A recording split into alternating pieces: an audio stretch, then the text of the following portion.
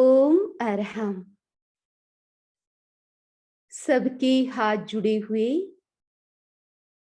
नमस्कार महामंत्र का समुच्चारण। ओम ह्रीं नमो अरहंताण। ओम ह्रीं नमो सिद्धाण। ओम ह्रीं नमो आयरियाण। ओम ह्रीं नमो उवज्झायाण। ओम ह्रीं नमो लोये सव्वसाहुण।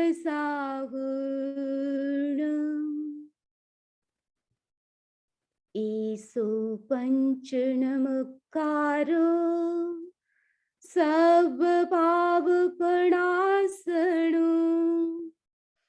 मंगलाणं च सव्वेसिं पढमं हवै मंगलम्। पढमं हवै मंगलम्।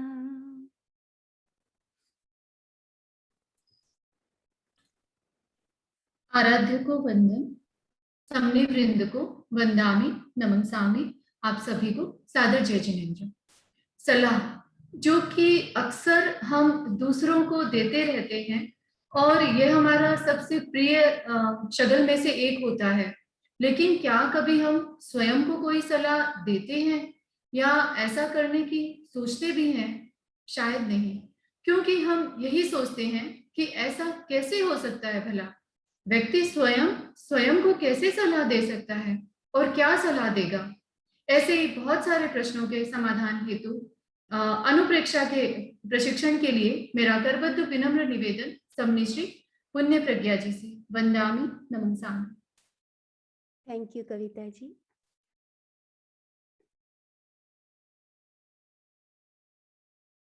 आरुग्यबोहिलाभं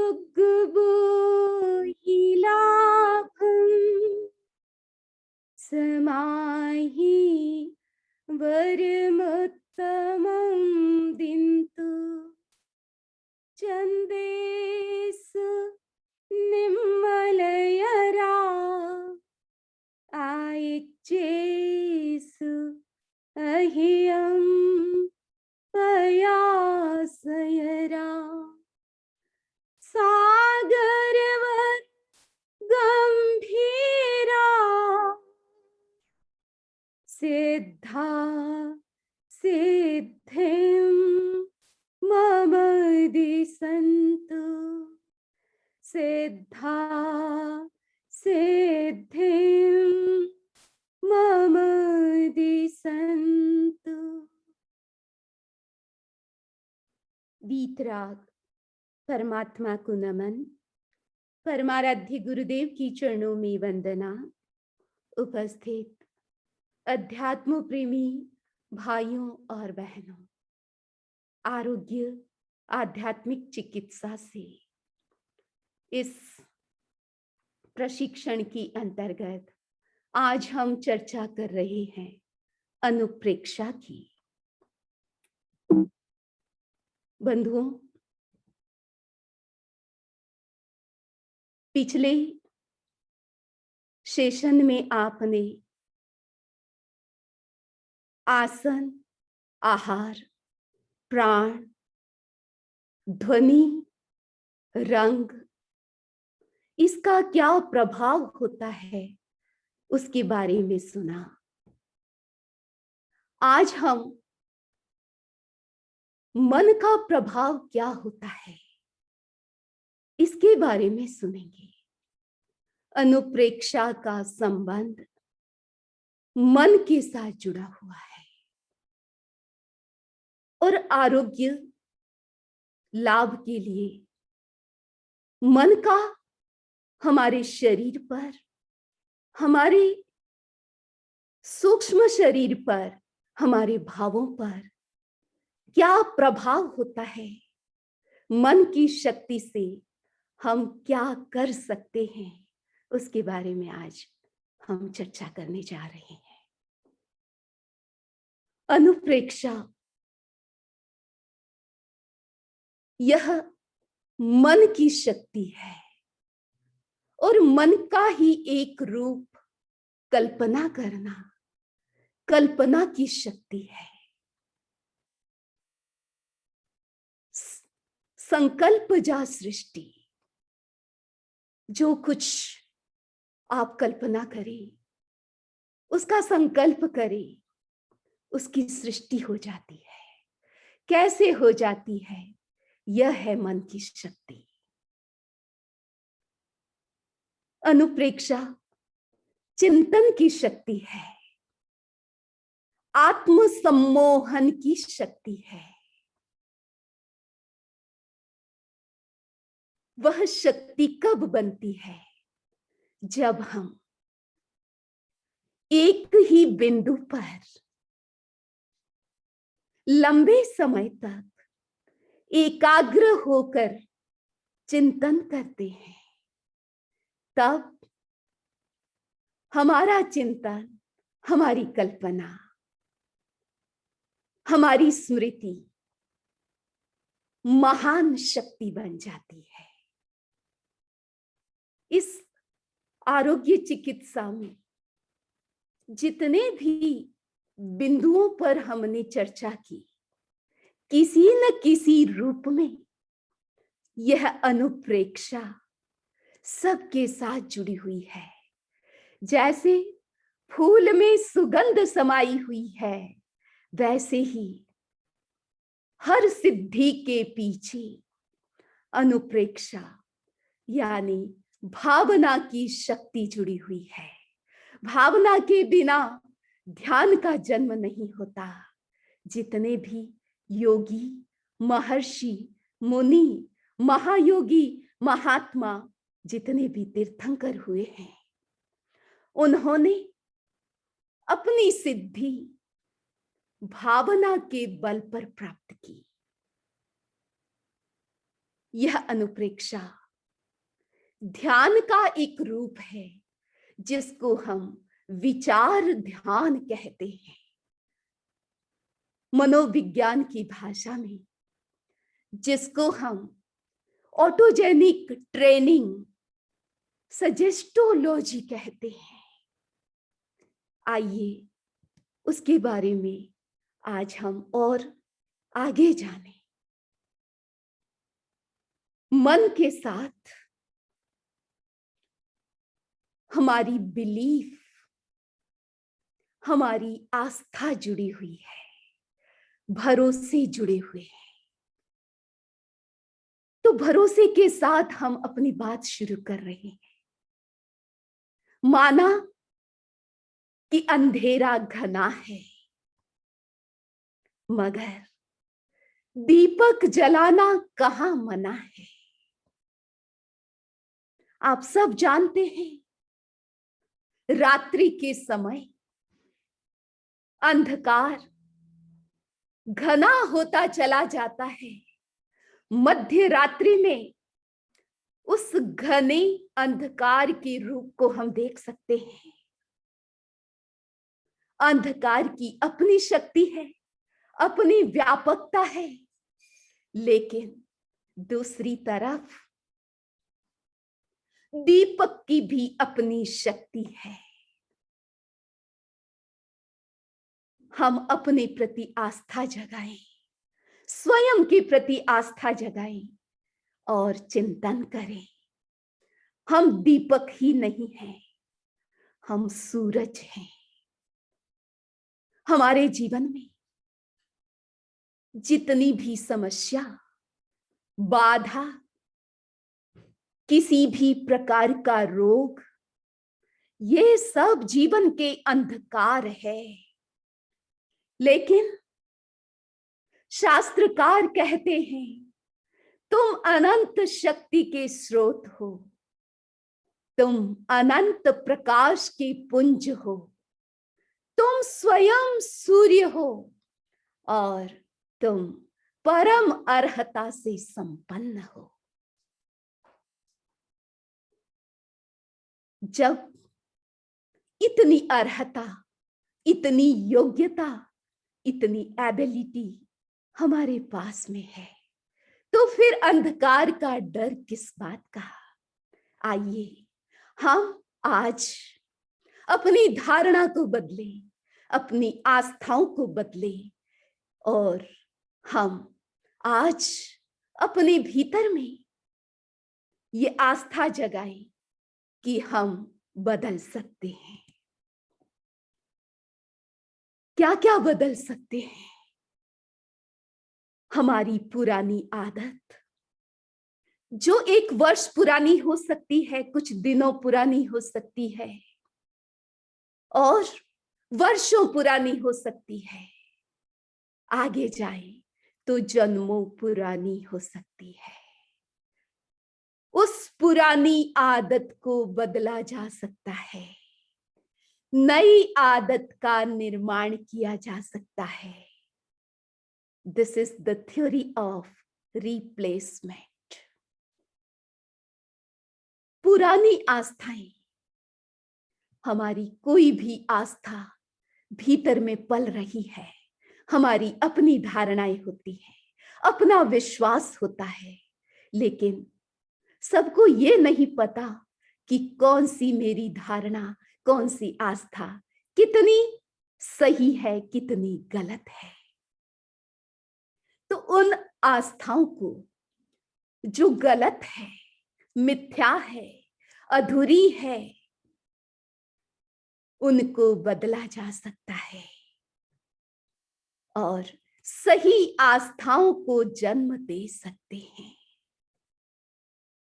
हमारे पुराने संस्कार, विशाल खजाना हम साथ लिए चलते हैं। वो पुराने संस्कार, उनको तोड़ा जा सकता है यदि सही नहीं है तो, और नए संस्कारों का निर्माण हो सकता है। यह आस्था सबसे पहले हमें जगानी है, तभी अनुप्रेक्षा की शक्ति को आप समझ पाएंगे कि अनुप्रेक्षा आपके जीवन में कैसे बदलाव ला सकती है और क्या कुछ कर सकती है। हम 3 शब्दों पर ध्यान दें। 3 शब्द है, प्रेक्षा, अनुप्रेक्षा और भावना। ये 3 शब्द अनुप्रेक्षा के साथ ही जुड़े हुए हैं और इनका पूरा एक सीक्वेंस है, क्रम है। सबसे पहले हम क्या करते हैं? सबसे पहले प्रेक्षा करते हैं, देखते हैं। आंखों से हम सबसे पहले देखते हैं। आंखों का काम है देखना, भले ये बाहर की आंखें हो या भीतर की आंखें हो, प्रज्ञा की, ज्ञान की आंखें हो, उनका काम है देखना। क्या देखते हैं? प्रेक्षा के माध्यम से हम सत्य को देखते हैं। What is the reality? सत्य क्या है? तो अनुप्रेक्षा का संबंध रियलिटी के साथ जुड़ा हुआ है, एग्जिस्टेंस के साथ जुड़ा हुआ है। अनुप्रेक्षा उसके साथ नहीं जुड़ी हुई जिसका कोई अस्तित्व नहीं, केवल कपोल कल्पनाएं हैं, उसके साथ उसकी विधि नहीं जुड़ी हुई है। तो सबसे पहले हम सत्य को देखते हैं, रियलिटी को देखते हैं। और जब आपने सत्य को देख लिया कि ये बात ऐसी है, तो उसके बाद उस सत्य पर, उस जाने हुए ज्ञान पर चिंतन करना, उसका नाम है अनुप्रेक्षा। अनु मीन्स लेटर, बाद में प्रेक्षा, अनुप्रेक्षा, बाद में कुछ देखना, चिंतन करना। तो ये चिंतन आपके मन के साथ जुड़ गया, लेकिन सोचना कैसे सोचना, क्या सोचना? तो अनुप्रेक्षा के अंतर्गत हमें इस बात को स्पष्ट जानना है कि अनुप्रेक्षा में चिंतन किया जाता है, मनन किया जाता है, लेकिन एक ही सूत्र पर, एक ही बात पर, एक ही उद्देश्य पर, जो आप पाना चाहते हैं, जिसकी गहराई में आप जाना चाहते हैं, उस पर चिंतन करना। और वही चिंतन आगे बढ़ता है, भावना में बदल जाता है। तो तीसरी स्टेज है, वो है भावना। भावना का मतलब है अपने अंतःकरण को, अपने मन को, अपने विचारों को, अपने इमोशंस को रंग देना, उनको सम्मोहित करना, भावित करना, प्रभावित कर देना, उनको वश में कर देना। ये है भावना। और ये भावना जिसको हम धारणा कह सकते हैं। धारणा किसको कहते हैं? बस जिसको आप धारण करके चलते हैं। धारणा का मतलब है आस्था, कि जिसको बदला नहीं जा सके, वो है धारणा। तो आप देख रहे हैं कि अनुप्रेक्षा कैसे काम करती है। इस अनुप्रेक्षा की विधि के साथ विजुअलाइजेशन यानी देखना। किसको देखना? जिसका आपने इमेजिनेशन किया है, कल्पना की है। कल्पना की है मुझे ये बनना है, मुझे स्वस्थ होना है। आपकी उत्तम स्वास्थ्य की इमेज आपने बनाई कि आप बिल्कुल स्वस्थ हैं। उस इमेज को देखना, विजुअलाइज करना, और विजुअलाइज करते करते उसके साथ तादात्म्य स्थापित करना, एकता स्थापित कर देना, उसी मय बन जाना, उसी की फीलिंग करना, यह है भावना।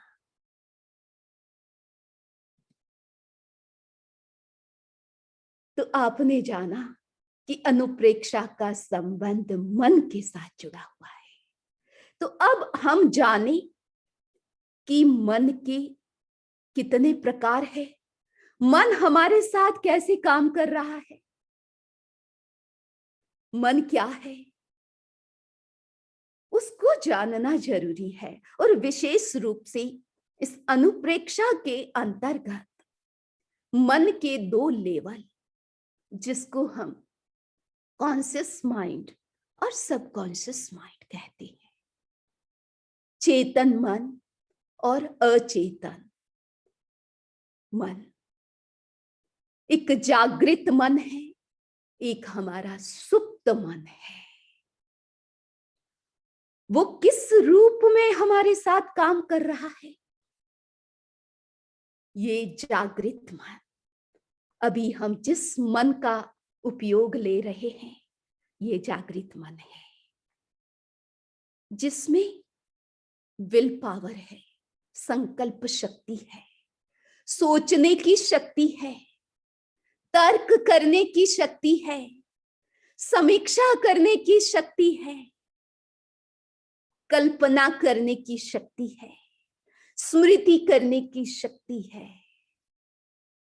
ये सारी शक्तियां जागृत मन के साथ जुड़ी हुई है। लेकिन ये जागृत मन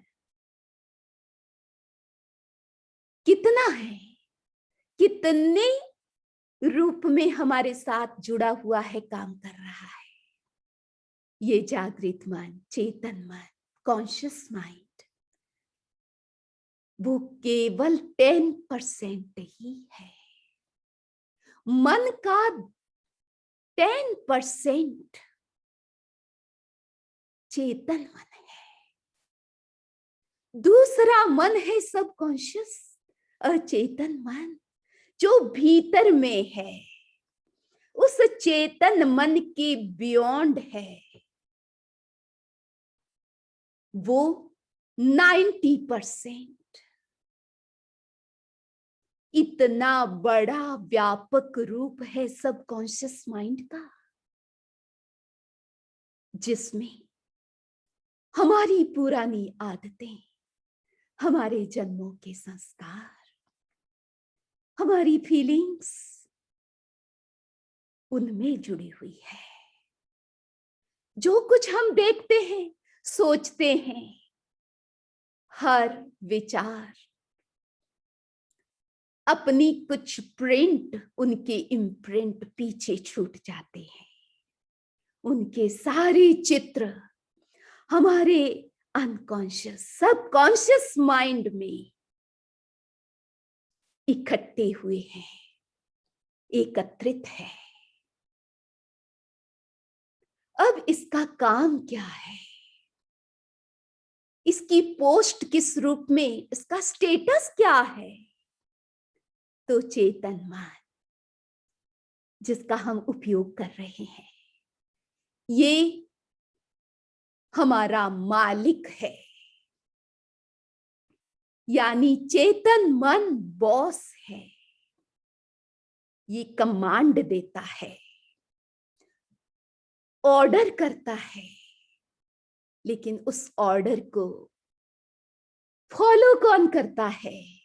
वो है हमारा सबकॉन्शियस माइंड। वो सेवक के रूप में काम करता है। जो भी निर्देश मिला, आदेश मिला, बस वो हाजिर रहता है, सचेत रहता है, तुरंत काम करने के लिए तैयार रहता है। इसको हम एक उदाहरण से समझें। आपके पास एक घोड़ा है, अच्छा जातिमान घोड़ा है, अच्छी जाति का घोड़ा है, बहुत शक्तिशाली घोड़ा है, शक्तिशाली स्वस्थ घोड़ा है, और वो ऊंची उड़ान भर सकता है, बहुत दूर तक जा सकता है, तेज गति से जा सकता है। लेकिन उस घोड़े के मालिक आप हैं। तो आप चेतन मन की तरह हैं और आपका घोड़ा अचेतन सबकॉन्शियस माइंड है। अब आप आगे सोचिए कि घोड़ा कितना ही शक्तिशाली हो, स्वस्थ हो, यदि घोड़े को इसी प्रकार छोड़ दोगे, घोड़े को पता नहीं है कि किधर जाना है, आपको किस दिशा में जाना है, ये घोड़े को पता नहीं है। अगर आपका घोड़ा एजुकेट नहीं है, शिक्षित नहीं है, तो वो घोड़ा आपको गंतव्य तक भी नहीं ले जाता है। बीच में ही नखरे करना शुरू कर देता है, उच्छृंखल बन जाता है। तो सबसे पहले आप अपने घोड़े को ट्रेंड करते हैं, शिक्षित करते हैं, प्रशिक्षित करते हैं। फिर आप तय करते हैं कि आपको कहाँ जाना है। उस दिशा को आप ही तय करते हैं। आप तो घोड़े को केवल इशारा करते हैं, आप स्वयं उसको अपने इशारे से ले जाते हैं, आप जहां जाना चाहते हैं। तो बंधुओं, अब आप सोचिए अपने सबकॉन्शियस माइंड के बारे में। क्या उस सबकॉन्शियस माइंड को आपने ट्रेंड किया है? आपने उसको क्या कमांड दिया है? कैसा निर्देश आप उसको देते हैं? आज गहराई से उसे ही समझना है। हमारे सामने जिज्ञासा है, जब मन की इतनी बड़ी शक्ति, जैसा चाहो वैसा बन जाओ, वैसे हो जाओ, तो हमारे साथ ऐसा क्यों नहीं होता है? एक कुमारी कन्या चाहती है कि मेरा विवाह हो जाए। उसकी उम्र 35 वर्ष की हो गई, 38 40 इयर्स की हो रही है। सोच रही है मेरी शादी हो जाए, कैसे भी करके हो जाए, क्यों नहीं होती है? एक कपल है, शादी किए 10 वर्ष हो गए हैं। भीतर में गहरी तड़प है कि उनके संतान हो जाए, लेकिन होती नहीं है। हमारे सपने क्यों अधूरे रह जाते हैं? कुछ ऐसी आदतें हैं जिनको हम बदलना चाहते हैं, वो क्यों नहीं बदलती है? तो यहां हम जानने का प्रयत्न करें। जो कुछ आप सोचते हैं अपनी बीमारी के बारे में, बीमारी को मिटाने के बारे में, कि मुझे स्वस्थ होना है, ये आप सोचते हैं, ये अवेयरनेस आपके भीतर में है, भले वो बिजनेस की हो या हेल्थ रिलेटेड हो। ये अवेयरनेस ये ब्रेन से रिलेटेड है। सोचते तो बहुत लोग हैं, लेकिन जब वह सोच आपकी ब्रेन तक ही रहती है, वो आगे नहीं जाती है। ब्रेन जब हार्ट तक नहीं पहुंचता, हृदय तक नहीं पहुंचता, आपकी थिंकिंग, आपकी फीलिंग नहीं बनती, तब तक आप किसी भी बात को बदल नहीं सकते। उसके बारे में सोच सकते हो, लेकिन उसको बदल नहीं सकते। तो पहली बात सोचना, फिर उस सोच को फीलिंग बनाना, भीतर से अप्रूवल लेना। ये फीलिंग क्या है? भीतर की स्वीकृति है कि बिल्कुल मुझे स्वस्थ होना है। हृदय से ये स्वीकृति आती है, और ये जो हृदय है, किसी न किसी रूप से वो हृदय का जो प्लेस, जो स्तर है, वो सबकॉन्शियस माइंड का है। तीसरी बात, एबिलिटी। आपने सोचा, आपने उसके बारे में फीलिंग भी की, हृदय से उसको करना चाहा, लेकिन आपकी क्या शक्ति है? आपके पास क्या पावर है? वह पावर आपकी इच्छा, आपके गोल को पूरा कर सकती है या नहीं?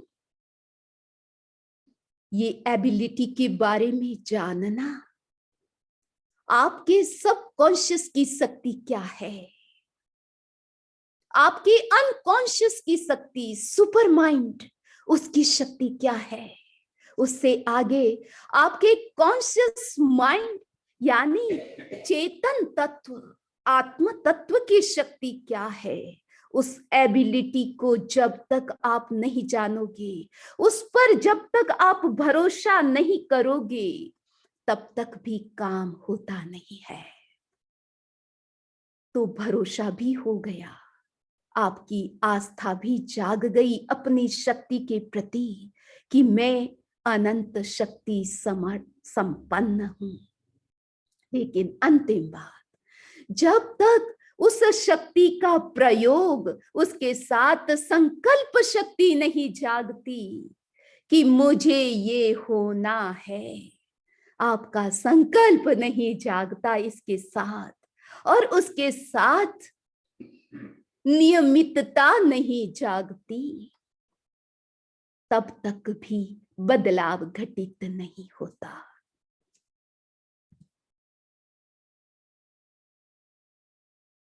हमारा सपना है, मैं कुछ होना चाहता हूं। यदि आप कुछ होना चाहते हैं, ये होने की प्रक्रिया, उसको हम समझें। आप हो सकते हो, जो बनना चाहते हो वो बन सकते हो। बिकमिंग से बीइंग बन सकते हो, लेकिन नियम को जाने। नियम क्या कहता है कि यदि आप कुछ होना चाहते हो, कुछ उपलब्धि को प्राप्त करना चाहते हो, तो प्रतिश्रोत में बहो, प्रतिश्रोतगामी बनो। क्योंकि अब आप जिस कंडीशन में हो,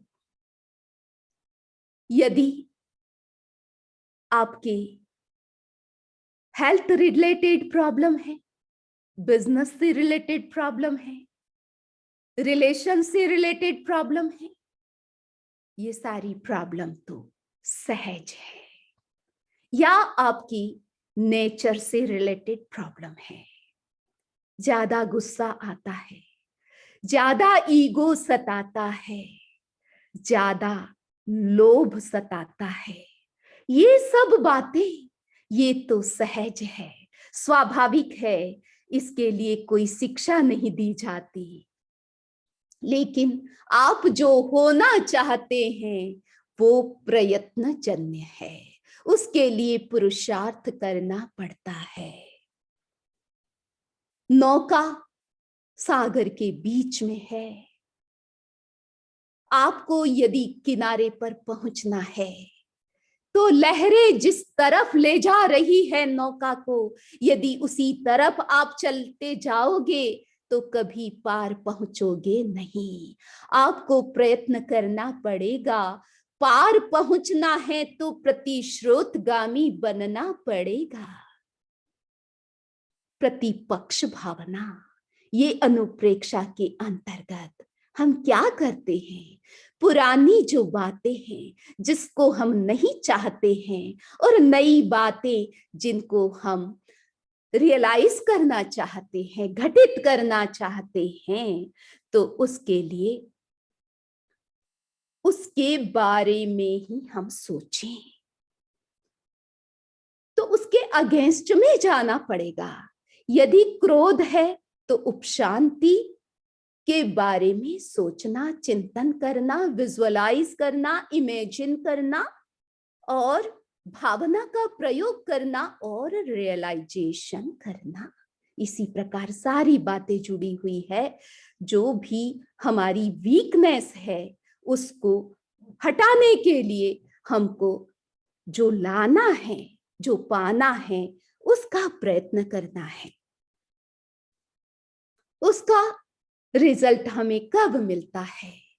जब हमें नियम का ज्ञान होता है, जब हम एक उद्देश्य को फिक्स करते हैं, एक निर्णय पर पहुंचते हैं कि ये चीज मुझे करनी है। नियम को जान लिया आपने, उद्देश्य को फिक्स कर दिया, उसके बाद उस उद्देश्य पर एकाग्र हो जाना। एकाग्र हो करके उसी पर अनुचिंतन करना, बार बार अनुचिंतन करना, उसी से अपने मन को भावित करना, और भावित करते करते अनुभूति के स्तर तक पहुंच जाना।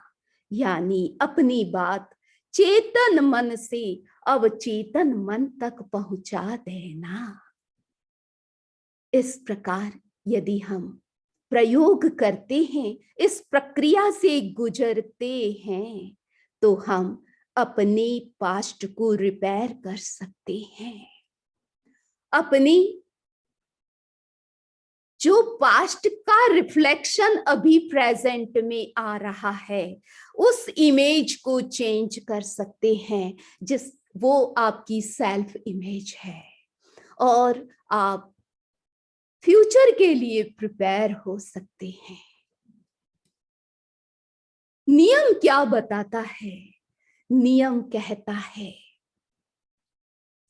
कि भावना के द्वारा, अनुप्रेक्षा के द्वारा, अनुप्रेक्षा से पहले जो आपको यथार्थ ज्ञान हुआ है, ज्ञान होने के बाद अनुप्रेक्षा के माध्यम से हम अपने भीतर में क्या बदलाव लाते हैं, क्या प्रोसेस चलती है जब हमारी अनुप्रेक्षा होती है। तो हमारी पुरानी आदत हो, पुराने कर्म हो, अशुभ कर्म हो, या पुराना कोई रोग हो,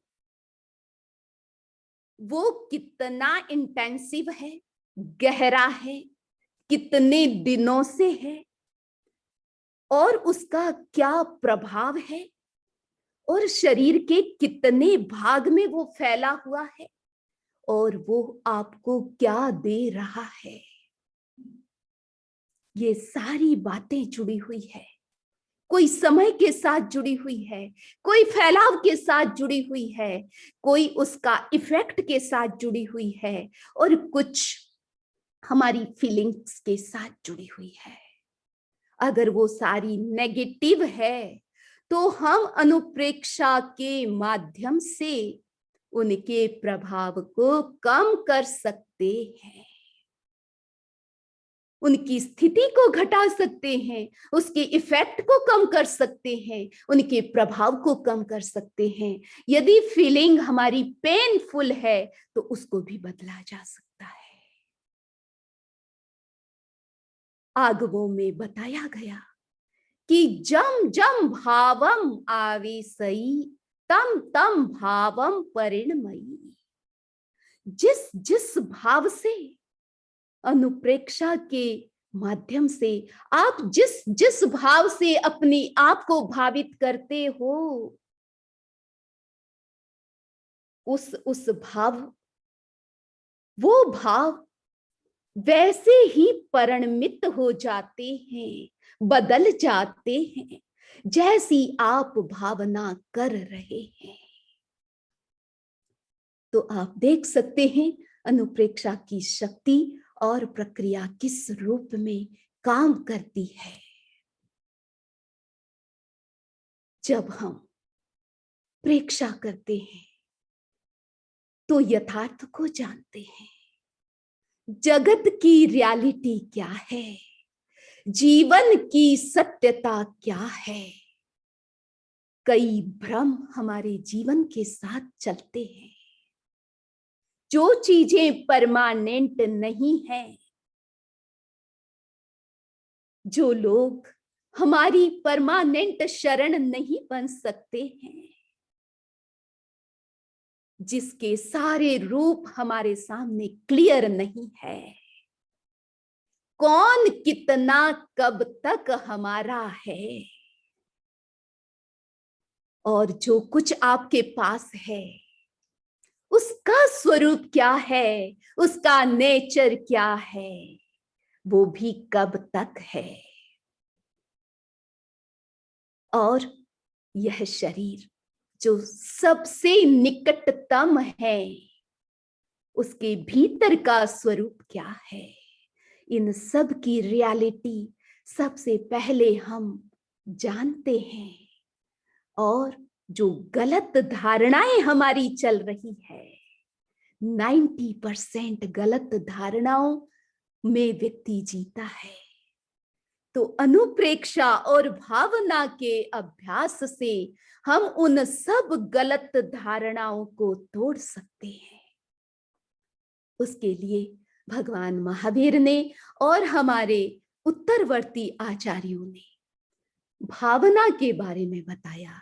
12 भावना, 4 भावना, 16 भावनाओं का वर्णन मिलता है। आज हम आरोग्य की बात कर रहे हैं, अनुप्रेक्षा से जुड़ी हुई, अनुप्रेक्षा से संबंधित हम आरोग्य के विषय में बात कर रहे हैं। ये अनुप्रेक्षा हमारे रोग को कैसे कम कर सकती है, अनुप्रेक्षा के प्रयोग से हम कैसे आरोग्य लाभ कर सकते हैं, उसके बारे में आचार्य महाप्रज्ञ जी ने विस्तृत रूप से इसकी चर्चा की है, इसकी पूरी प्रक्रिया बताई है और कुछ अनुप्रेक्षा के प्रयोग भी बताए हैं, विधि भी बताई है। समय की अपनी सीमा है, मैं सीमा के साथ आगे बढ़ रही हूं। आप देख रहे हैं ये स्वास्थ्य से संबंधित अनुप्रेक्षा है, जैसे मानसिक संतुलन की अनुप्रेक्षा। कैसे हम मानसिक संतुलन को स्थापित कर सकते हैं अनुप्रेक्षा के प्रयोग से। स्वास्थ्य की अनुप्रेक्षा यानी हम सदा स्वस्थ रहें, तो ये कॉमन अनुप्रेक्षा है। उसको करते हुए हम कैसे सदा स्वस्थ रह सकते हैं।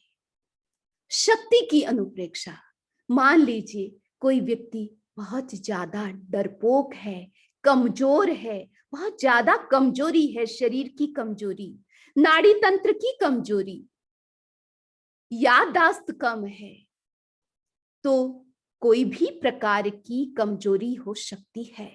तो शक्ति की अनुप्रेक्षा करके हम उस कमजोरी को दूर कर सकते हैं।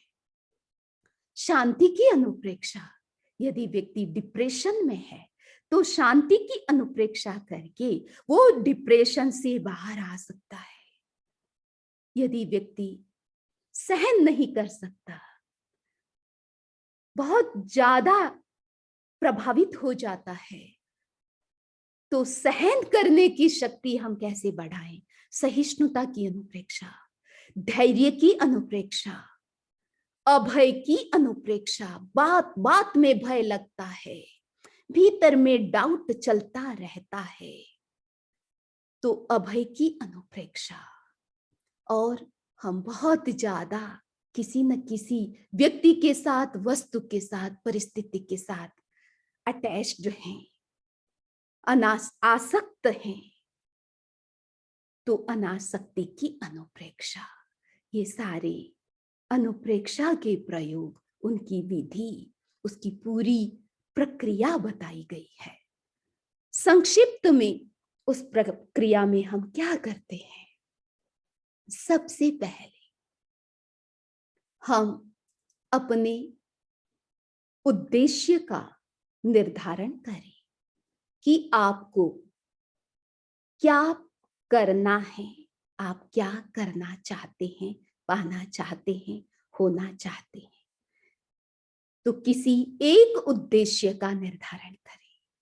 उसके बाद अनुप्रेक्षा के अंतर्गत आप स्थिर सुखासन का चुनाव करें, जिस आसन में आप आसानी से लंबे समय तक बिना हिले सीधे बैठ सकते हैं, उस आसन का चुनाव करें। यदि आप पद्मासन में बैठ सकते हैं तो ये उत्तम आसन है। तत्पश्चात आप अपने शरीर को शिथिल करें, रिलैक्स करें, तनाव मुक्त करें, शरीर की स्थिरता को साधें और शिथिलता को साधें। उसके बाद श्वास पर ध्यान केंद्रित करें और श्वास को भी शिथिल करें। आचार्य महाप्रज्ञ जी कहते हैं, श्वास को भी शिथिल करो। शिथिल करने का मतलब श्वास को की गति को मंद करना, लयात्मक करना, शरीर श्वास की गति को नियमित रूप से और जितना आप लंबा ले सकते हैं श्वास, तो लंबे गहरे लयात्मक श्वास का अभ्यास करना। उसके साथ साथ मन को शिथिल करना। मन में जो विचार चल रहे हैं, मन पर जो लोड है, संकल्प विकल्प है, उनसे मुक्त होना, शरीर मन को रिलैक्स करना। और फिर जो प्रक्रिया आपको बताई गई है कि जिस ध्येय उद्देश्य का आपने निर्धारण किया है, उसकी एक फिक्स शब्दावली बनती है और वो भी पॉजिटिव होती है और प्रेजेंट टेंस के रूप में होती है। तो वो एक शब्दावली भी फिक्स करें। उस शब्दावली का बार बार चिंतन करें, अनुचिंतन करें, मनन करें और उस शब्दावली को भावों के स्तर तक पहुंचाएं। उस शब्दावली को सबकॉन्शियस माइंड तक पहुंचाएं। उससे अपने सबकॉन्शियस माइंड को भावित करें और अपनी आस्था को जगाएं, एक्टिव करें कि मैं ये कर सकता हूं, मैं बदल सकता हूं। तो उस आस्था के साथ उसका जब आप प्रयोग करते हैं और उसको होता हुआ देखते हैं, विजुअलाइज का प्रयोग करते हैं, तो बंधुओं, सबकॉन्शियस और कॉन्शियस माइंड के बीच में एक वॉल है। जब आप विजुअलाइज करते हैं, जब आप देखने की शक्ति को प्रबल बनाते हैं, तो आप उस सबकॉन्शियस माइंड में प्रवेश करके आप अपना काम कर सकते हैं। तो आपने संक्षिप्त में जाना कि कैसे ये अनुप्रेक्षा का सिद्धांत आदत परिवर्तन में, स्वभाव परिवर्तन में, आरोग्य लाभ में कैसे कारगर होता है, उसको आपने जाना। अब हमारे बीच में पारसमल जी दुग्गड़, मुद्रा विज्ञान विशेषज्ञ, वो भी आपको अनुप्रेक्षा के साथ मुद्रा का क्या योगदान है, संबंध है, उसके बारे में बताएंगे।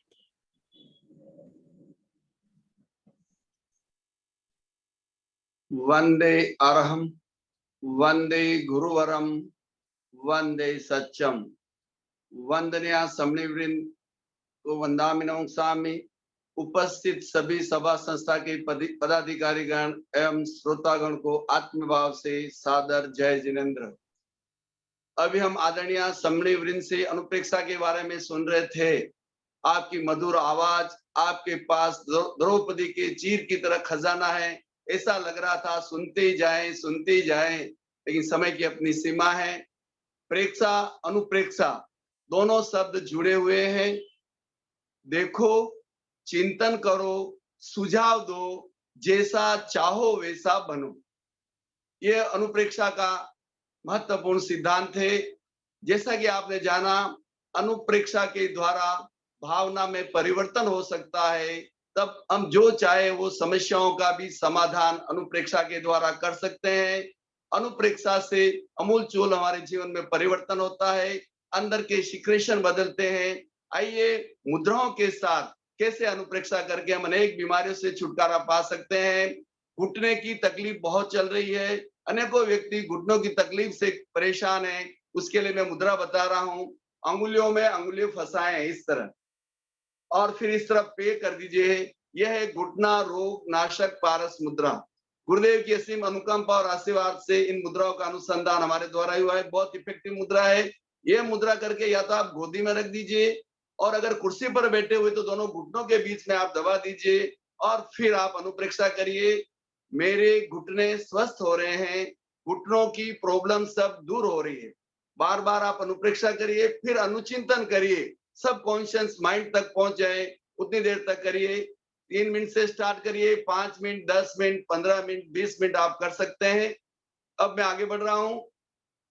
अब हम करेंगे उच्च रक्तचाप और निम्न रक्तचाप की एक मुद्रा बता रहा हूं जो दोनों में काम आती है, मियाओ मुद्रा। बीच वाली दोनों अंगुलियों का अग्रभाग हथेली के बीच में लगाएं, इसे मियाओ मुद्रा कहते हैं। जब हाई ब्लड प्रेशर हो तो आप भावना करिए, अनुप्रेक्षा करिए, मेरा ब्लड प्रेशर संतुलित हो रहा है। लो है जैसा हो वैसा आप अनुप्रेक्षा करिए और लगातार इस शब्दावली को दोहराते जाइए, जिससे कि अपने सबकॉन्शियस माइंड तक पहुंच जाए। अभी कोविड-19 में सबसे ज्यादा तकलीफ हो रही है सूखी खांसी। सूखी खांसी से अनेक लोग परेशान हैं। उसके लिए मैं मुद्रा बता रहा हूं। थर्ड फिंगर, रिंग फिंगर का अग्रभाग अंगूठे के मूल भाग पर लगाएं और मिडल फिंगर और स्मॉल फिंगर का अग्रभाग अंगूठे के अग्रभाग से लगाएं। यह है सूखी खांसी रोग नाशक मुद्रा। फिर दोनों हथेलियां छत की ओर रहनी चाहिए, आप घुटनों पे रख दीजिए और इसके साथ आप अनुप्रेक्षा करिए, मेरी सूखी खांसी कंट्रोल हो रही है, मेरी सूखी खांसी अच्छी हो रही है। फिर इसका आप अनुचिंतन करिए, बार बार अनुचिंतन करिए। सर आपको समझ में आ रहा होगा, क्योंकि समय कम है और बताना ज्यादा है तो मैं शॉर्ट में बता रहा हूं। आप एकाग्र होकर सुने, तन्मय होकर सुने तो आपको समझ में आ जाएगा। अब आजकल एलर्जी की प्रॉब्लम बहुत चल रही है। एलर्जी से काफी लोग परेशान हैं और उसका अच्छा इलाज भी नहीं हो पाता है। तो एलर्जी के लिए मैं एक पेटेंट कैप्सूल की तरह आपको एक मुद्रा बता रहा हूं, जो इम्यूनिटी सिस्टम में भी काम आती है, दोनों में काम आती है। ध्यान से देखिए आप, फर्स्ट फिंगर का अग्रभाग अंगूठे के मूल भाग पर लगाएं जहां हड्डी है और फिर अंगूठे का अग्रभाग मिडल फिंगर के अंगूठे वाली साइड में लगाएं। मुद्रा दोनों हाथों से करना है। दोनों हाथों से करने से जबरदस्त इफेक्ट आता है और यह मुद्रा करने के बाद आपको अनुप्रेक्षा करना है, मेरा इम्यूनिटी सिस्टम स्ट्रांग और पावरफुल हो रहा है, मैं एलर्जी से मुक्त हो रहा हूं। बहुत अच्छी मुद्रा है, कैसी भी एलर्जी हो, जबकि एलर्जी 1000 टाइप ऑफ एलर्जी होती है और एलर्जी के लिए यह मुद्रा एकदम रामबाण है। तो ये आप अच्छे से देख लीजिए। आप इंडेक्स फिंगर का अग्रभाग अंगूठे के मूल भाग पर लगाया और अंगूठे का अग्रभाग मिडल फिंगर के साइड में लगाया और बाकी शेष अंगुलियां सीधी, इसे भ्रमर मुद्रा कहते हैं और एलर्जी से हमें छुटकारा दिलाती है। अब माइग्रेन की तकलीफ भी बहुत लोगों की होती है, जिससे आधा सिर दर्द कहते हैं, आधा सिर में दर्द होता है। उसके लिए पान मुद्रा, अंगूठे के दोनों भागों को मिला दीजिए और इंडेक्स के भाग को मिला दीजिए और सभी अंगुलियों को खोल दीजिए, इसे पान मुद्रा कहते हैं। इससे जो माइग्रेन की तकलीफ होती है इससे दूर हो जाती है और इसमें हमें ये अनुप्रेक्षा करना है कि माइग्रेन के दर्द से मैं छुटकारा पा रहा हूं, मेरा सिर दर्द अच्छा हो रहा है। इसी शब्दावली को बार बार दोहराना है। अब सिर दर्द भी अनेक तरह के होते हैं, साइनस के कारण, सर्दी जुकाम के कारण, हाई ब्लड प्रेशर के कारण और भी अनेक पीरियड अप डाउन हो उसके कारण, कैंसर के कारण है। उसके लिए मैं एक स्पेशल मुद्रा बता रहा हूं, महाशीर्ष मुद्रा, जो स्पेशल है। थर्ड फिंगर का अग्रभाग अंगूठे के मूल भाग पर लगाएं जहां हड्डी है। इंडेक्स फिंगर और मिडल फिंगर का अग्रभाग अंगूठे के अग्रभाग से लगाएं, इसे महाशीर्ष मुद्रा कहते हैं। किसी भी तरह के सिर दर्द में रामबाण है, पेटेंट कैप्सूल की तरह है। ये मुद्रा करने के बाद दोनों हाथ घुटनों पे रख दीजिए, हथेली छत की ओर है और आपको ये अनुप्रेक्षा करना है कि मैं सिर दर्द से छुटकारा पा रहा हूं। किसी भी तरह का सिर दर्द हो, इससे तुरंत राहत मिलती है और बहुत अच्छी मुद्रा है। अब हृदय के लगते कोई भी रोग में अपान वायु मुद्रा रामबाण है, चाहे ब्लड प्रेशर हाई लो हो, हार्ट बीट अप डाउन हो रही हो या और कोई भी तकलीफ हो, इस मुद्रा को आप जरूर आजमाएं। फर्स्ट फिंगर का अग्रभाग अंगूठे के मूल भाग पर, बीच वाली दोनों अंगुलियों का अग्रभाग अंगूठे के अग्रभाग से लगाएं, अपान वायु मुद्रा, और फिर हृदय की स्वस्थता का सुझाव देना है। मेरा हृदय स्वस्थ हो रहा है, मेरा हृदय स्वस्थ हो रहा है। ये बार बार अनुप्रेक्षा करना है, 3 बार 5 बार। फिर इससे रिलेटेड शब्दावली का अनुचिंतन करते रहें तो निश्चित तौर से हमें फायदा होता है। और इस मुद्रा को अनेकों लोगों पर आजमाया गया है। इमरजेंसी में अचानक अटैक आ जाए तो सोरबिटेट गोली की तरह काम करती है, 25-50 हजार के जो इंजेक्शन लगते हैं उसकी तरह काम करती है। एक बार हमें ये मौत के मुंह से बचा लेती है, हमें फिर तुरंत डॉक्टरी इलाज लेना चाहिए। तो बहुत अच्छी मुद्रा है। अब सर्दी खांसी जुकाम कफ से रिलेटेड कोई भी प्रॉब्लम हो तो इसके लिए अंगूठों को मिला लीजिए और दोनों हाथों को इस तरह अलग अलग रखिए, तो इससे गर्मी बढ़ती है और इसमें सर्दी खांसी जुकाम में अच्छी राहत मिलती है। इस तरह मुद्राएं भी प्रेक्षा ध्यान का एक सहायक अंग है। आसन, प्राणायाम, ध्वनि, मुद्रा, इन मुद्राओं को अपना के हम हमेशा स्वस्थ रह सकते हैं। लास्ट में 2 पंक्तियों के साथ मेरी बात पूरी कर रहा हूं। सबसे पहले मैं तेरापंथी समाज, तेरापंथी सभा और समणी वृंद के प्रति कृतज्ञता ज्ञापित करता हूं कि इसमें मुझे जो सुअवसर दिया। अब लास्ट में 2 लाइन के साथ आप ध्यान से सुनिए। जितना बड़ा प्लॉट होता है उतना बड़ा बंगला नहीं होता, और जितना बड़ा बंगला होता है उतना बड़ा हॉल नहीं होता, और जितना बड़ा हॉल होता है उतना बड़ा कमरा नहीं होता, और जितना बड़ा कमरा होता है उतना बड़ा दरवाजा नहीं होता, और जितना बड़ा दरवाजा होता है उतना बड़ा ताला नहीं होता, और जितना बड़ा ताला होता है उतनी बड़ी चाबी नहीं होती, लेकिन एक चाबी पूरे बंगले के दर्शन करा सकती है। इसलिए मैं आपसे कहना चाहूंगा, प्रेक्षा चिकित्सा, इस आध्यात्मिक चिकित्सा रूपी चाबी को हमेशा अपने पास रखिए। स्वस्थ, मस्त और प्रसन्नचित रहते हुए सुखमय आनंदमय जीवन जिए, इसी भावना के साथ ओम अरहम। बहुत बहुत कृतज्ञता आपके प्रति वंदामी, और पारसमल जी सा आपका बहुत बहुत आभार। हमें एक एडिशनल बेनिफिट मिल गया पारसमल जी सा का वंदामी, तो बहुत बिल्कुल, बहुत यानी ये तो हमने कल्पना भी नहीं की थी कि आध्यात्मिक चिकित्सा के अंतर्गत हमने इस मुद्रा विज्ञान को जोड़ करके ऐसे लगता है कि सोने में सुहागा हो गया। एक पूरी एक पूरक के रूप में उस रूप में श्रीमान पारसमल जी दुग्गड़, जो अपने आप में एक ऐसे व्यक्तित्व हैं जिनके बारे में अभी लगभग लोग जान भी रहे हैं, और आपने जाना है कि ये किस रूप में अपनी सेवाएं दे रहे हैं, नियमित रूप से सेवाएं दे रहे हैं। और इनका जो सेवा का क्रम है वो एक दिन भी कहीं विराम नहीं लेता है। तो इनके कई वीडियोस, उनके सब लिंक उपलब्ध भी हैं, आप सभी उसका लाभ ले सकते हैं। तो अब क्वेश्चन आंसर।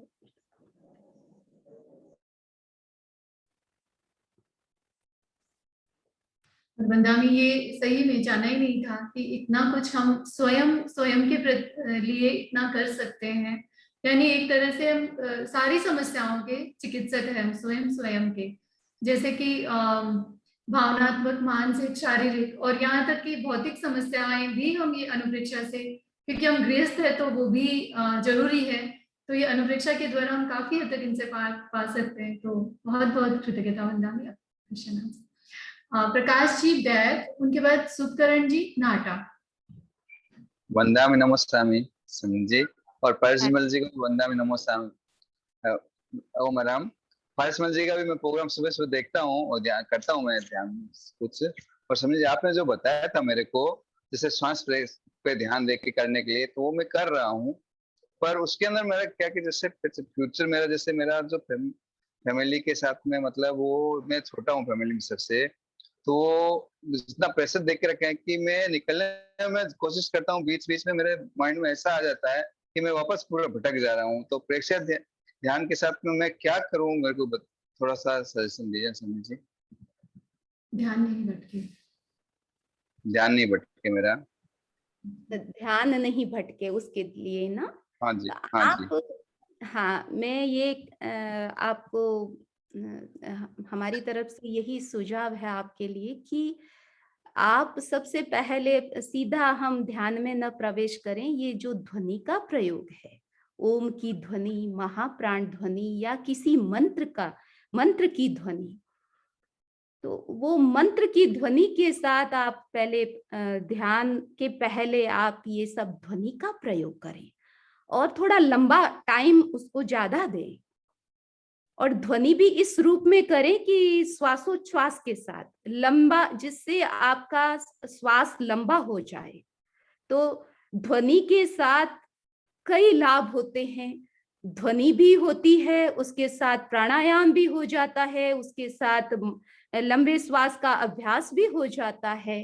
तो ये सब बातें, और धीरे धीरे हम ध्वनि के प्रभाव से बाहर के प्रभाव को कट करते हैं, यानी बाहर का जो कनेक्शन है उसको कट करने का यही माध्यम है। तो ये ध्वनि का अभ्यास आप करें, वो भी श्वास प्रश्वास के साथ।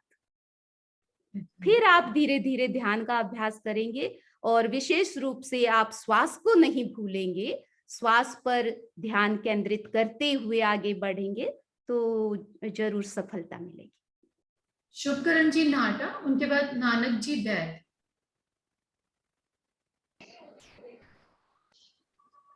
मध्यम वंदामी नमसामी। अरहम।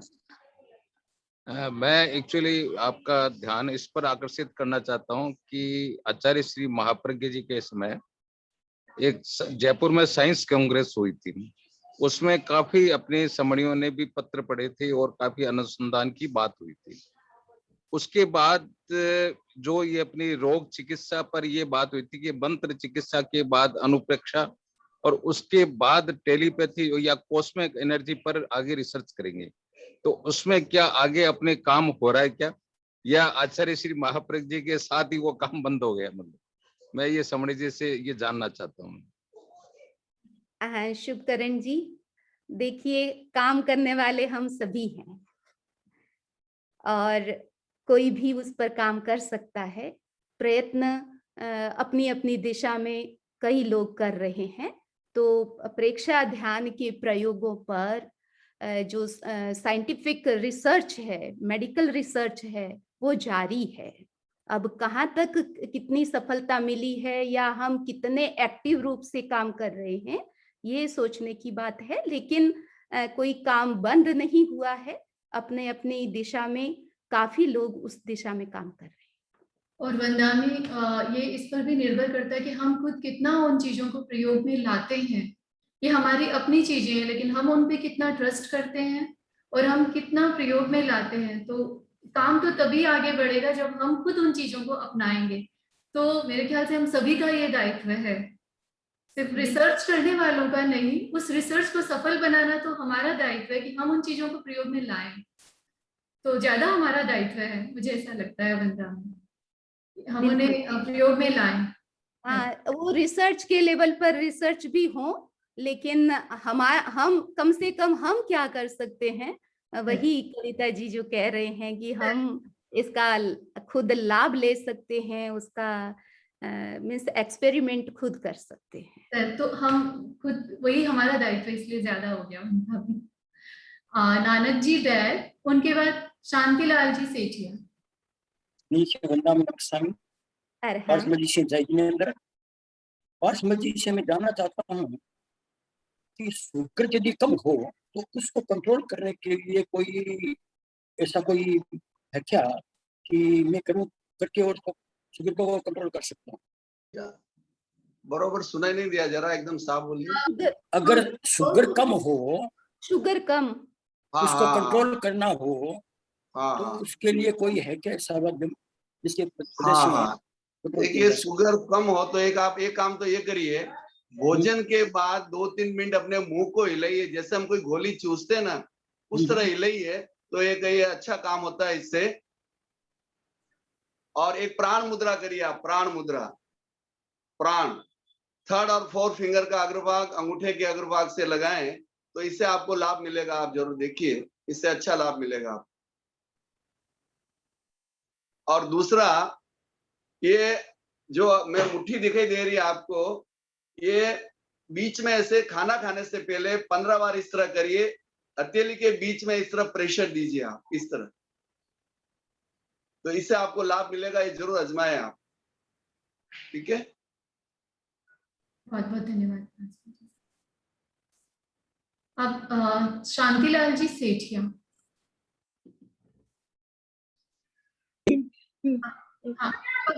सबसे पहले तो मैं ये श्रोतागण को और सबको बताना चाहता हूँ कि समणी जी पुण्य प्रज्ञा जी की वजह से मैंने प्रेक्षा ध्यान सीखा।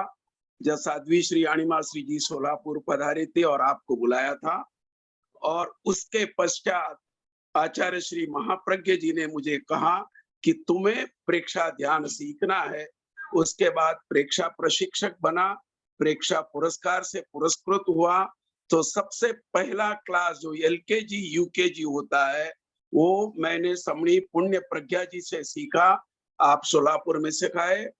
और उसके बाद पारसमल जी दुगड़ साहब भी आए। और आपने जो अभी कहा कि स्वास्थ्य की अनुप्रेक्षा, मैं जब प्रेक्षा ध्यान के क्लासेस लेने के लिए अनेकों कॉलेजेस में गया और जेल में भी गवर्नमेंट ऑफ महाराष्ट्र ने भेजा। उसके पश्चात कई इंडियन मेडिकल एसोसिएशन में, क्योंकि मैं मेडिकल डॉक्टर हूं, तो वहां पर भी लिया। कई लोगों को इस स्वास्थ्य की अनुप्रेक्षा से काफी लाभ हुआ। उसमें समृद्धि श्वास प्रेक्षा के द्वारा भी मेरे कई मित्रों ने लिखित रूप में मुझे पत्र दिया। और जेल के एक कैदी जब मुझे रास्ते में मिला तो रास्ते में रोककर पैर पड़ने लगा, मैं पहचान नहीं सका। लेकिन ऐसी कई बातें हैं जो इस स्वास्थ्य की अनुप्रेक्षा और प्रेक्षा ध्यान के द्वारा हम सीख सकते हैं। और ये सबसे पहले पुनरुच्चार करता हूं कि इसकी शुरुआत साध्वी समणी जी पुण्य प्रज्ञा जी की वजह से हुई। और आज कोरोना काल में यह बहुत जरूरी है, क्योंकि मैं भी कोरोना पीड़ित था। तो स्वास्थ्य की अनुप्रेक्षा नियमित यदि कोई करे तो स्वास्थ्य के जो परमाणु हैं उसके आपके चारों तरफ जब वलय बन जाते हैं और स्वास्थ्य की जो परमाणु भीतर जाते हैं, उनके स्पंदनों के द्वारा व्यक्ति निश्चित रूप से, मैं ये कह रहा हूं निश्चित रूप से, मेरे पास कई पत्र हैं आज भी जिन्होंने कहा और बताया कि मुझे प्रेक्षा ध्यान के क्लासेस से क्या क्या लाभ हुआ। और मैंने तो गवर्नमेंट ऑफ महाराष्ट्र के द्वारा कहा गया कि आपको जेल में 8 दिन का प्रोग्राम था, तो 10-10 दिन 12-12 दिन हमने पॉलिटेक्निक में लिया, WIT में लिया। ये पूरा श्रेय तेरापन समाज पूज्य आचार्य श्री महाप्रज्ञ जी को जाता है, क्योंकि मैं तो सिर्फ एक निमित्त था, शक्ति वहां से आती थी। शुरुआत आपने करवाई, इसलिए मैं पुनरुच्चार कर रहा हूं। तो मेरा ये निवेदन है, जितने भी संभागी बने हैं, कृपया स्वास्थ्य की अनुप्रेक्षा की ओर आज के हिसाब से ज्यादा ध्यान देवे। और इन्हीं भावनाओं के साथ कि आपने मुझे भी आज 2 मिनट का वक्त दिया, इसलिए पुनः पुनः आपका धन्यवाद। पारसमल जी दुगड़ साहब ने भी शोलापुर में काफी कुछ बताया है और वो तो आज पूरे तन मन धन से समर्पित हैं। आप तो समर्पित हैं ही। तो पुनः एक बार वंदामि नमन स्वामी, और इसी प्रकार आप आशीष प्रदान करते रहे, यही आप से मैं अपेक्षा करता हूँ। ओम अरहम। बहुत बहुत धन्यवाद शांतिलाल जी। हमारे समाज के आप वरिष्ठ डॉक्टर हैं और आपने ये अपने अनुभव शेयर किए, इसके लिए बहुत बहुत आभार। क्योंकि हम जैसे लोगों को भी इससे प्रेरणा मिलेगी जो कभी प्रयोग में लाते ही नहीं है ये चीजें। तो बहुत बहुत आभार। वंदना। 21 साल पुरानी स्मृतियां शांतिलाल सा ने आज लगभग 21 साल पहले हम गए थे सोलापुर, और अभी भी स्मृतियां होती है वंदामी, वो कभी भूलती नहीं है। और जो इतनी उपयोगी होता है तो वो चीजें तो, और किसी न किसी रूप से आपका भी योगदान रहा है। आप मेडिकल कॉलेज में हमको लेके गए थे कि बॉडी का एनाटॉमी कैसे होता है, तो सब मिला जुला सारा सहयोग है। तो आपकी प्रमोद भावना थी। एक क्वेश्चन और ले ले। हाँ, बसंत जी दुग्गड़, उनके बाद Abhishek ji high blood pressure के लिए दुग्गड़ साहब ने बताया था कि मियाओ मुद्रा एक बार फिर से कितना मिनट और कितनी बार करना चाहिए, बता सकते हैं? मियाओ मुद्रा बीच वाली दोनों अंगुलियों का अग्रभाग हथेली के बीच में लगा दीजिए।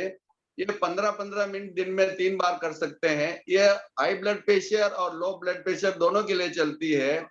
और स्पेशल अगर लो ब्लड प्रेशर के लिए और स्पेशल चाहे तो ये अग्नि शक्ति मुद्रा, ये देख लीजिए, ये भी अच्छी है। अंगूठे के अग्रभाग को मिला के मुट्ठी बंद करना है। इससे लो ब्लड प्रेशर से कोई भी प्रॉब्लम हो इससे दूर हो जाती है। तो मियाओ भी कर सकते हो और ये भी कर सकते हो। और हाई ब्लड प्रेशर के लिए ये मुद्रा सबसे जबरदस्त है। देखिए एक बार आप 1 मिनट देख लीजिए, अंगुलियों में अंगुलियां फंसाएं, राइट हैंड का अंगूठा लेफ्ट की तरजनी के मूल भाग पर लगाएं, अंगूठा क्रॉस करें और राइट नोस्ट्रिल बंद कर दीजिए। इससे तुरंत राहत मिलती है। 15-20 मिनट में आपको लगेगा आपका ब्लड प्रेशर एकदम डाउन हो गया अगर हाई है तो। और आप डॉक्टर की राय लेते हुए इससे गोलियां भी बंद कर सकते हैं, लेकिन डॉक्टर की राय लेते हुए करना आप, तो आपको अच्छा लाभ मिलेगा। ओम। अभिषेक जी बैर, महासभा ऑफिस। वंदा में नमस्कार। वंदा में मेरा एक प्रश्न है कि कई बार ऐसा होता है कि सब लोग जो भी यंग जनरेशन है वो रात को सोने से पहले मोबाइल गैजेट्स वगैरह ये सब बहुत ज्यादा यूज करते हैं और बहुत लेट नाइट तक सोते नहीं है। तो क्या अपने प्रेक्षक ध्यान में ऐसे कोई मुद्रा है जिससे कि मतलब उसका यूज करें तो अपने को जल्दी नींद आ जाए या मतलब इस सब चीजों से छुटकारा पा सकें, ऐसा कुछ? सही क्वेश्चन पूछा है। मुद्रा के एक्चुअली बारे में तो पारसमल जी पारसमल जी भी इसका जवाब दे सकते हैं बताएंगे, एक्चुअली।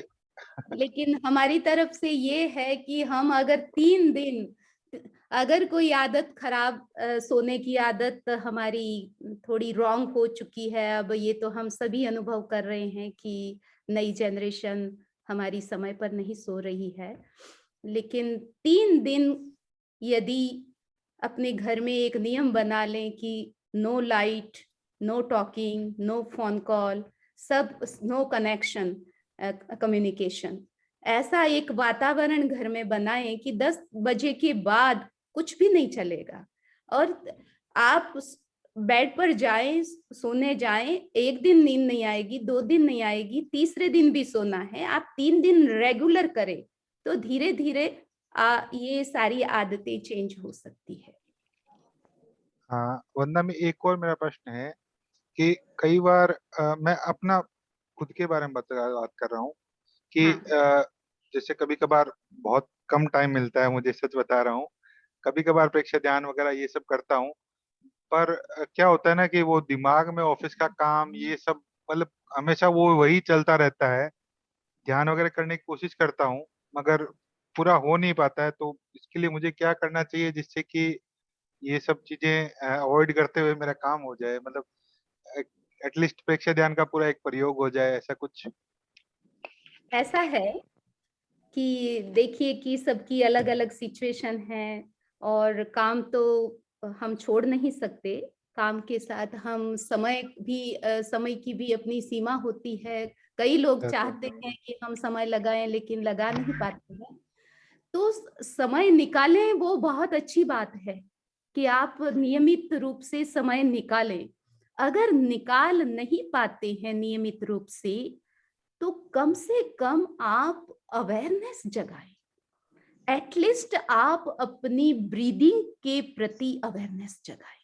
आप ड्राइविंग कर रहे हैं, आप ऑफिस में काम कर रहे हैं, आप किसी का वेट कर रहे हैं, कुछ भी कर रहे हैं, आप अगर अपनी ब्रीदिंग पर थोड़ा थोड़ा ध्यान देते जाए कि वो कितना, उसकी गति कितनी मंद है, कितना लॉन्ग है, थोड़ा थोड़ा आप उसका अभ्यास, काम करते हुए भी उसका अभ्यास आप कर सकते हैं। तो ये ध्यान का अच्छा प्रयोग है, प्रैक्टिकल प्रयोग है। कम से कम आप अपनी ब्रीदिंग के प्रति सजग हो। बता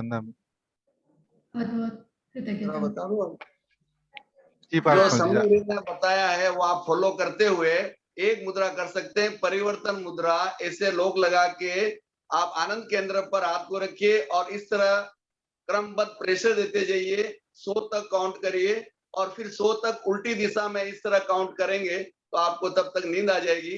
लेकिन जो समनी वृंद ने बताया वो फॉलो करेंगे तो और जल्दी फास्ट काम होगा। थैंक यू पारसमल जी।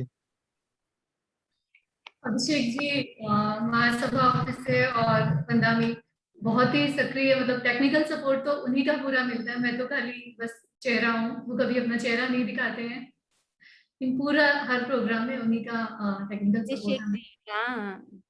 हाँ, पूरा एक तन्मयता से जिसे कहते हैं कि ऑनेस्टली वो देते हैं। तो अब वंदामी, अब आपने टेस्ट तो हमें करा दिया, लेकिन मैं निवेदन करती हूँ एक क्लास प्रैक्टिकल भी करने के लिए। तो नेक्स्ट फ्राइडे को हम जो कुछ आपने इस प्रशिक्षण में सीखा है, जैसे आसन के बारे में, और आसन के बाद श्वास के बारे में, प्राणायाम, ध्वनि, मंत्र चिकित्सा, रंग चिकित्सा, कायोत्सर्ग और अनुप्रेक्षा आदि इन बिंदुओं पर हमने चर्चा की है। तो इसका हम एक ध्यान के प्रयोग में हम सबको जोड़ते हुए एक ऐसा आपको प्रयोग करें कि लोगों के सामने ये एक समस्या और हो जाती है, समनी जी आपने इतना सारा बताया, हम क्या क्या करें। और ये भी बात आती है कि एक नॉर्मल तरीके से किसको क्या करना चाहिए, एटलीस्ट वो इतना तो करे।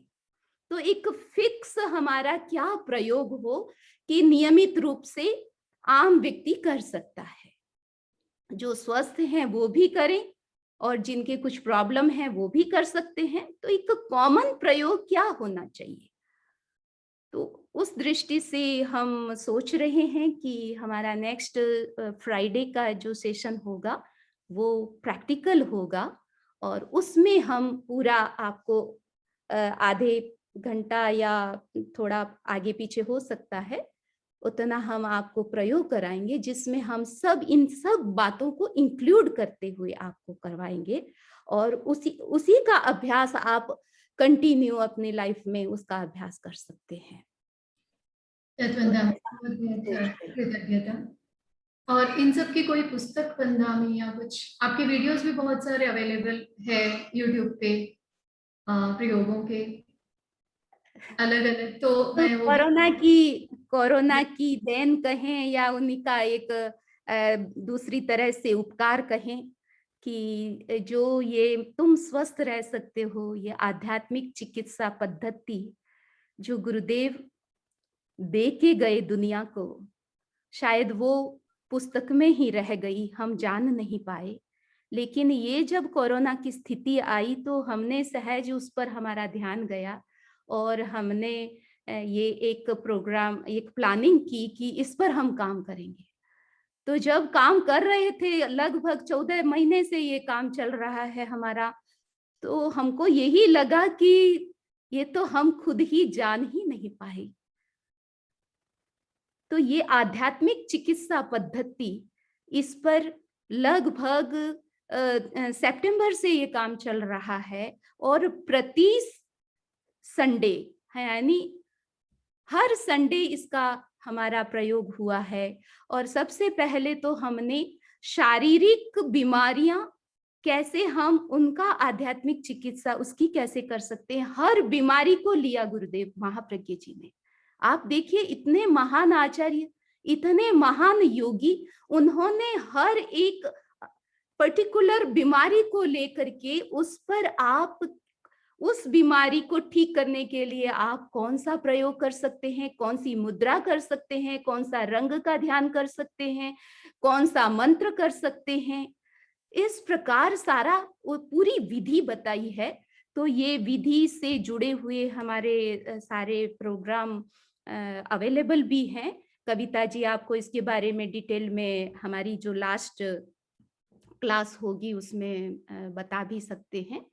तो सब कुछ आपके पास में है, सब कुछ उपलब्ध है, बात है करने की, और बात है इसके साथ जुड़ने की, संकल्प जगाने की कि अब हमको जानना ही नहीं है, हमको करना है, और इस पद्धति को हमें दुनिया में हाईलाइट करना है। ये संकल्प आप करें। आपने जाना है, सुना है, समझा है, और कई लोग प्रयोग चालू भी कर रहे हैं, चालू भी कर दिया है, लेकिन ये आप तक ही सीमित न रखें, वर्ड टू माउथ आप उस बात को आगे फैलाएं, और ये महाप्रज्ञ जी का जो अवदान, ये वरदान घर घर तक पहुंचाएं, ये हमारा संकल्प रहे। ओम अरहम। अब सुने मंगल पाठ। सबके हाथ जुड़े हुए। चत्तारि मंगलम अरहंता मंगलम सिद्धा मंगलम साहु मंगलम केवली पन्नत्तो धम्मो मंगलम। चत्तारि लोगुत्तमा अरहंता लोगुत्तमा सिद्धा लोगुत्तमा साहु लोगुत्तमा केवली पन्नत्तो धम्मो लोगुत्तमो। चत्तारि शरणं पवज्जामि अरहन्ते शरणं पवज्जामि सिद्धे शरणं पवज्जामि साहु शरणं पवज्जामि केवली पन्नत्तां धम्मं शरणं पवज्जामि। ओम अरहं। कृतज्ञोस्मि कृतज्ञोस्मि कृतज्ञोस्मि। हम सभी आपके प्रति बहुत बहुत आभारी हैं। वंदामि नमंसामि।